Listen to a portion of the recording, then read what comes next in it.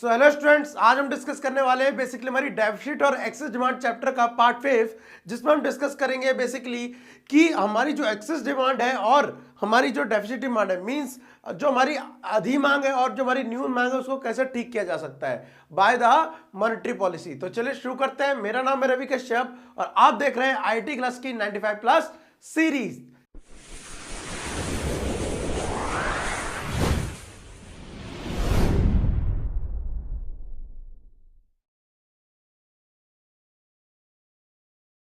तो स्टूडेंट, जैसा कि आज का टॉपिक है, आज हम डिस्कस करने वाले हैं कि मॉनेटरी पॉलिसी के थ्रू मौद्रिक नीति से कैसे आप अधिक मांग को ठीक कर सकते हो और कैसे न्यून मांग को ठीक कर सकते हैं।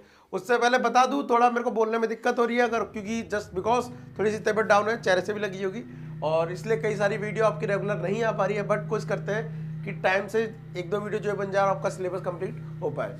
चलिए शुरू करते हैं। देखिए, मॉनेटरी पॉलिसी में क्या करना है, यहाँ पर आपको जो आपकी अधि मांग है और न्यून मांग है उसको ठीक करना। मतलब हमें पता है कि इकोनॉमी में इक्विलिब्रियम कब होता है, जब एडी बराबर हो किसके, एएस के। लेकिन कुछ कारणों की वजह से एडी क्या हो जाता है, कई बार एएस से ज्यादा हो जाता है और कभी कभार एडी एएस से कम हो जाता है। अब इसको कहते हैं हम क्या, एक्सेस डिमांड, अधि मांग, और इसको बोलते हैं डेफिसिट डिमांड। अब इसको हमें ठीक करना पड़ेगा। तो लास्ट पार्ट में हमने डिस्कस किया था कि बाय द राजकोषीय नीति, फिस्कल पॉलिसी हम कैसे ठीक कर सकते हैं। आज हम डिस्कस करेंगे कि इसको बाय द मॉनेटरी पॉलिसी, मौद्रिक नीति से कैसे ठीक कर सकते हैं। ठीक है, तो सबसे पहले आ रहा है यहाँ पर bank rate, repo rate, bank दर। इसके थ्रू कैसे ठीक करेंगे। सबसे पहले समझ लो बैंक रेट होता क्या है। देखिए, हमारे देश का सबसे बड़ा बैंक कौन सा होता है, आरबीआई। अब आरबीआई के नीचे सारे बैंक आते हैं, पीएनबी आ गया आपका, एसबीआई आ गया, चाहे वो आईसीआईसीआई आ गया। ये सारे कौन से बैंक होते हैं, कमर्शियल बैंक होते हैं, वाणिज्यिक बैंक, कमर्शियल बैंक। अब इसके नीचे आती है कौन, पब्लिक। ठीक है, पब्लिक मतलब जनता, हम लोग। तो क्या करते हैं ये वाले बैंक, आरबीआई ये वाला बैंक किनको लोन देता है, इन कमर्शियल बैंक को लोन देता है और ये फिर हमको लोन देते हैं। तो अब बात हो रही है किसकी, बैंक रेट की। बैंक रेट वो रेट है जिस रेट पर आरबीआई अदर बैंकों को लोन देता है, आरबीआई अदर बैंकों को लोन देता है। ठीक है, ध्यान रखना, आरबीआई कौन किसको देता है, कमर्शियल बैंक को।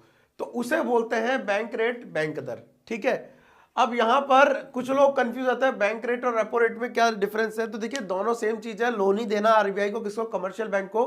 बस डिफरेंस इतना होता है, एक में क्या होता है, आपको बिना कोई चीज गिरवी चीज रखे लोन देना पड़ता है और एक में चीज को गिरवी रखे। एक शॉर्ट टर्म होता है और एक लॉन्ग टर्म होता है, आप ये कह सकते हैं। एक बार बुक में रीड करेंगे, बहुत ईजी है, बस इतना समझ लीजिए कि आरबीआई को लोन देना है किसको, इनको। एक होती है रिवर्स रेपो रेट भी होता है, वो भी समझ लीजिए कि जब ये वाले इसको लोन देंगे, एसबीआई, आईसीआई, ये सारे कमर्शियल बैंक इसको लोन देंगे आरबीआई को, तो जिस रेट पे ये आरबीआई को लोन देता है उसे बोलते हैं रिवर्स रेपो रेट। बट अभी हमारा कंटेंट है बैंक रेट, जिसमें क्या होता है, आरबीआई लोन दे रहा है इन बैंकों को।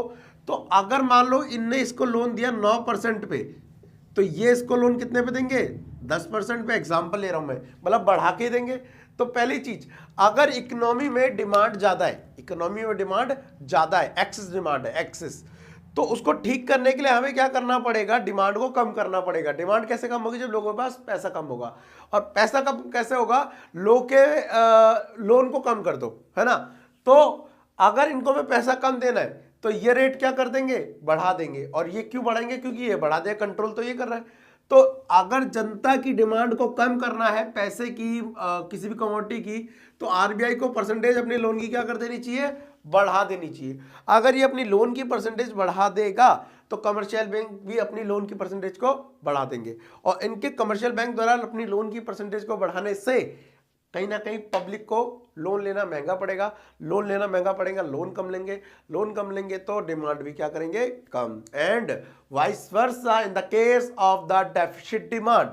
अगर न्यून मांग की स्थिति होगी, हमारी इकोनॉमी में डिमांड ही नहीं है, तो इस केस में इसको क्या किया जाएगा, डिक्रीज किया जाएगा, ताकि ये डिक्रीज कर दे, ये डिक्रीज कर दे, तो ये लोन ज्यादा ले पाए, लोन ज्यादा ले पाए तो पैसा ज्यादा आएगा। भाई पैसा ज्यादा आएगा तो डिमांड ज्यादा होगी। क्लियर है, ओके। तो उसके बाद बेसिकली, अच्छा एक चीज इससे रिलेटेड मैं आपको थोड़ा ऐसे क्वेश्चन करता हूं, मुझे बताओ जरा कि हम लोग के जो बैंकों में अकाउंट होते हैं जनरली वो कौन से अकाउंट होते हैं, मींस आपने सुना है कौन से होते हैं। आपको ऑप्शन देता हूं, एक होता है करंट अकाउंट, एक होता है सेविंग अकाउंट। तो आपको बताइए कि हम लोग के जो जनरली अकाउंट होते हैं वो कौन से होते हैं, सेविंग या करंट? जितने लोग को आंसर पता हो प्लीज कमेंट्स में लिख सकते हैं। चलिए आगे देखते हैं। नेक्स्ट है open market operation. Open market operation का मतलब होता है खुले बाजार की क्रिया। मैं पहले समझा चुका हूं इसे बैंकिंग वाले चैप्टर में पूरे टॉपिक्स को, लेकिन दोबारा रिवाइज करा रहा हूं। खुले बाजार की क्रिया का मतलब क्या है, यहाँ पर आपका जो आरबीआई है वो कुछ सिक्योरिटी बेचता है। सिक्योरिटी मतलब प्रतिभूतियां, प्रतिभूतियां, भूत नहीं होते ये, ठीक है। प्रतिभूतियां का मतलब हो गया यहाँ पर शेयर, एक तरह से कह सकते हो। और वो किसको बेचता है, पब्लिक को डायरेक्ट। अब ये अगर पब्लिक को कहेगा कि भाई मेरे शेयर खरीद लो, मेरी सिक्योरिटीज खरीद लो, मेरे प्रतिभूतियां खरीद लो, तो पब्लिक प्रॉफिट के चक्कर में ये पैसे अपने किस्म को दे देगी, आरबीआई को देगी, in the form of securities, in the form of shares. उन्हें शेयर खरीद लिए पब्लिक ने, मान लो आप पब्लिक को, मैंने कहा मुझे पैसे दे दो, मैं तुम्हें शेयर देता हूं, तुम्हें इसमें फायदा होगा, ये होगा वो होगा। तुमने मुझे पैसे दे दिए, मैंने तुम्हें शेयर्स दे दिए। अब हुआ क्या, ठीक है आपको फ्यूचर में प्रॉफिट मिलेगा, लेकिन करंट में आपके पास पैसा नहीं बचा, आप पब्लिक है, आपके पास पैसा नहीं बचा तो आप डिमांड ही नहीं कर सकते। तो in the case of excess demand, अधिमांग की स्थिति में ये सिक्योरिटी ज्यादा बेचेगा आरबीआई, और न्यून मांग बोले तो डेफिसिट डिमांड की सिचुएशन में ये क्या करेगा, कम बेचेगा, आपके पैसे लौटा देगा ताकि आप डिमांड कर सके। क्लियर है। नेक्स्ट, कैश रिजर्व रेशियो, नगद आरक्षित अनुपात, सीआरआर भी बोला जाता है इसे। देखिए ये क्या होता है, इसको समझने के लिए आपको समझना पड़ेगा कि बैंक के पास जितना भी पैसा जमा होता है, टोटल डिपॉजिट, ठीक है, कुल जमाओं का, उसके मैं कहूं तो 3 टुकड़े होते हैं। एक को बोलेंगे सीआरआर, एक को बोलेंगे एसएलआर, और एक को बोलेंगे लोन। मतलब कि अगर एक बैंक के पास 10,000 रुपए जमा हुए तो वो क्या करता है, उस 10,000 में से 1,000 रुपए तो वो आरबीआई को चले जाते हैं। उसमें से 1,000 रुपए किसके पास चले गए, आरबीआई के पास। 1,000 रुपए चले गए किसके पास, सेल्फ। और 1,000 रुपए हमने क्या चढ़ा दिया, लोन। सॉरी 1,000 की 8,000 चढ़ा दिए क्या, लोन। ये सीन कुछ होता है, मतलब कि बैंकों के पास जो टोटल जमा आती है ना, वो सारा का सारा लोन पे नहीं देते या सारा का सारा अपने पास रखते। उसमें तो कुछ फिक्स परसेंटेज किसके पास जमा कराते हैं, आरबीआई के पास। कुछ अपने पास रखते हैं ताकि लोग पैसा लेने आए तो हम लौटा सके, और कुछ लोन के तौर पे चढ़ाते हैं, ज्यादातर लोन पे चढ़ाते हैं क्योंकि वहीं से उनका इनकम ऑफ सोर्स होता है। तो इसकी बात करें, cash reserve ratio, total deposit का वो पार्ट जो आरबीआई के पास जमा कराना होता है बैंकों को, कमर्शियल बैंक को, उसे बोलते हैं यहां पर क्या, कैश रिजर्व रेशियो, नगद आरक्षित अनुपात। अब दूसरी इंपॉर्टेंट बात आपको समझने वाली यह है कि अगर ये अमाउंट बढ़ा दिया जाएगा, मान लो इसको मैं 4,000 कर दूं, तो ये अमाउंट कहीं ना कहीं क्या हो जाएगा, कम हो जाएगा। इसका मतलब है सीआरआर के बढ़ने से लोन पे इफेक्ट पड़ता है, लोन पे बढ़ने से इफेक्ट पड़ेगा तो लोग पैसे कम या ज्यादा पहुंचेंगे। तो in the case of excess demand sorry, अधिमांग की स्थिति में करना क्या है, आपको सीआरआर को बढ़ा देना है। अधिमांग मतलब एक्सेस डिमांड। अब क्योंकि ये बढ़ जाएगा तो लोगों के पास लोन कम पहुंचेगा, लोन कम पहुंचेगा तो पैसा कम आएगा, पैसा कम तो डिमांड कम। क्लियर है। इन द केस ऑफ न्यून मांग, डेफिसिट डिमांड, आपको उसको घटा देना है। सेम चीज अप्लाई होती है एसएलआर पे, स्टैट्यूटरी या स्टैट्यूटरी जो आप पढ़े इसको, लिक्विडिटी रेशियो, वैधानिक तरलता अनुपात। इसका मतलब क्या होता है, टोटल डिपॉजिट का वो हिस्सा जो बैंक अपने पास रखते हैं सेल्फ, क्योंकि वो उनके पास पब्लिक उनकी पैसा वापस लेने आएगी तो वो लौटा सके। अब अगर एक्सेस डिमांड है तो आप क्या करेंगे, इसको ज्यादा रखेंगे, कम करेंगे। कुछ लोग बच्चे इसमें कंफ्यूज आते हैं, मैं एक टाइम पे अपने टाइम पे भी हो गया था। मैंने ये सोचा था कि अगर एक्सेस डिमांड होगी तो मैं एसएलआर को कम रखूंगा। क्यों कम रखूंगा कि मैं, अगर बैंकों का पैसा ही कम होगा, पब्लिक आई जी हमारे पैसे दे दो, हम कह देंगे पैसे है ही नहीं, खत्म है जी। तो कम रखने से डिमांड कम कर दी ना हमने उसकी, क्योंकि उसको पैसे नहीं मिले। लेकिन ये गलत है, ऐसा नहीं हो सकता। हमें फर्क किस पे डालना है, हमें फर्क डालना है लोन पे। तो in the case of the excess demand, SLR को भी बढ़ा दिया जाएगा, स्टैट्यूटरी लिक्विडिटी रेशियो को इंक्रीज कर दिया जाएगा, वैधानिक तरलता अनुपात को बढ़ा दिया जाएगा। और इन the case of deficit demand, न्यून मांग, तो आप किसको घटा दीजिए ताकि लोन का हिस्सा ज्यादा हो सके।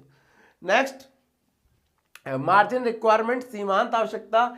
इसका मतलब क्या है, इसका मतलब यह है कि आप अपनी गाड़ी से के बदले लोन लेने गए, आपकी गाड़ी थी की रुपीस था 1 लाख, और आपको लोन लिया है, दिया है कितने का, 60,000 रुपए का, ये आपका लोन हो गया और ये आपकी गिरवी मॉर्टगेज हो गई।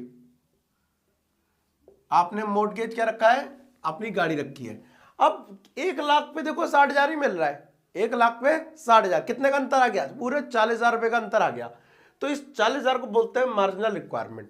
अब मान लो इन द इकोनॉमी जो सिचुएशन है वो एक्सेस डिमांड की है, मैं क्या करना है, डिमांड को कम करना है, तो भैया लोन ज्यादा दोगे कम, 1 लाख का गैप लोग क्या कर देंगे, बढ़ा देंगे। अब इतना कितना कर देंगे, देंगे 50,000, जो पहले 60,000 दे रहे थे वो 50,000 दे रहे थे, जिससे पब्लिक के पास पैसा कम जाएगा, और पब्लिक के पास पैसा कम जाएगा तो डिमांड कम होगी। और इसका उल्टा कब करेंगे, जब डेफिसिट डिमांड होगी, हम इस गैप को कम करने की कोशिश करेंगे। मान लो आप उन्हें लोन दे देंगे, जाओ खुश रहो 80,000 ले जाओ, कब, जब सीमांत आवश्यकता को कम कर दिया जाएगा, जब मार्केट में न्यून मांग होगी, डेफिसिट डिमांड होगी। ठीक है, होपफुली आपको समझ आया होगा। नेक्स्ट, मोरल सुएशन, नैतिक दबाव।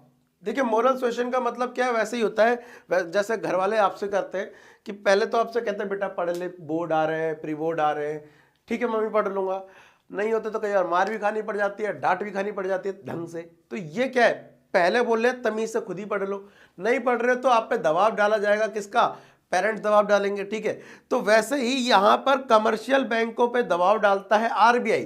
पहले तो वो खुद ही कहता है भाई तरीके से अपने रूल्स एंड रेगुलर फॉलो करो, इन द इकोनॉमी अगर एक्सेस डिमांड है तो उसे कंट्रोल ठीक करवाओ, डेफिसिट है तो ठीक करवाओ। लेकिन अगर वो as per the RBI guidelines के अकॉर्डिंग काम नहीं करते तो भैया दबाव डालता है कौन, आरबीआई डालता है कमर्शियल बैंकों पे, आरबीआई डालता है कमर्शियल बैंक्स पे, याद रखना। तो that is called moral suasion.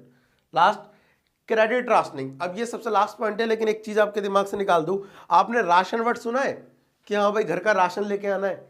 देखिए मेरे हिसाब से जहां तक है वो राशन वर्ड खाने पीने की वस्तु के लिए यूज नहीं होता, या जो सामान आता है उसके लिए यूज नहीं होता। राशन का एक वर्ड था, एक्चुअली ये निकल के जो वर्ड आया है इसका मतलब होता है कोटा। राशन मतलब क्या होता है, कोटा। और ये वर्ड कहां से निकल के आया, क्योंकि जो सरकारी पब्लिक डिस्ट्रीब्यूशन शॉप है जहां पे गेहूं चावल मिलता है बेसिकली, वहां पर बीपीएल या लोअर वर्ग वालों का, जिनकी इनकम कम है, उनका कोटा बंधा हुआ है कि 15 किलो उन्हें गेहूं मिलेगा, 5 किलो उन्हें चावल मिलेगा, एग्जाम्पल के लिए। ठीक है, अगर वो उससे ज्यादा लेना चाहे उन्हें मिलेगा नहीं, तो उसको लोगों ने कहना स्टार्ट किया क्या, हिंदी में, राशन मिलना। हाँ जी राशन ही है, क्योंकि वो क्या है, कोटा बंधा हुआ वहां पे उनको 15 और 5 किलो का। वही तो, अच्छा राशन का मतलब वहां से फिर ये बिल्कुल मतलब कि घर का सामान भरना है इस राशन, नहीं, राशन का मतलब क्या होता है, कोटा। अब यहां पे credit rationing word, credit rationing, साख की राशनिंग, इसका मतलब क्या है, आरबीआई कहता है भैया इकोनॉमी में एक्सेस डिमांड हो रही है, लोगों के पास डिमांड बहुत ज्यादा कर रहे हैं, पैसा ज्यादा है, आप अपने लोन पे कोटा लगाइए। कौन करता है, आरबीआई। किसको, कमर्शियल बैंक को, कि आप अब बड़ा बड़ा लोन मत दीजिए, अपने लोन को क्या कर दीजिए, छोटा कर दीजिए, उस पर लिमिट लगा दीजिए, कोटा लगा दीजिए। ठीक है, तो in the case of the excess demand, credit rationing, loan पे ज्यादा लिमिट लगाई जाती है, और इन the case of deficit demand, न्यून मांग, उस केस में क्या करी जाती है, लिमिट को थोड़ा रिलीफ किया जाता है ताकि लोग को लोन दिया जा सके और वो पैसा है और पैसा करके डिमांड को बढ़ा सके। तो बेसिकली ये थे सारे मॉनेटरी पॉलिसी के कुछ इंस्ट्रूमेंट जिसके थ्रू हम एक्सेस डिमांड और डेफिसिट डिमांड को ठीक कर सकते हैं। होपफुली आपको ये समझ आएंगे। वेल, इससे रिलेटेड अगर आपको कोई भी डाउट रह गया हो, कोई भी सजेशन हो, तो प्लीज फ्रीली कमेंट बॉक्स में लिख देना। साथ ही मिलते हैं अगली वीडियो में। आज के लिए thank you, tata and bye bye.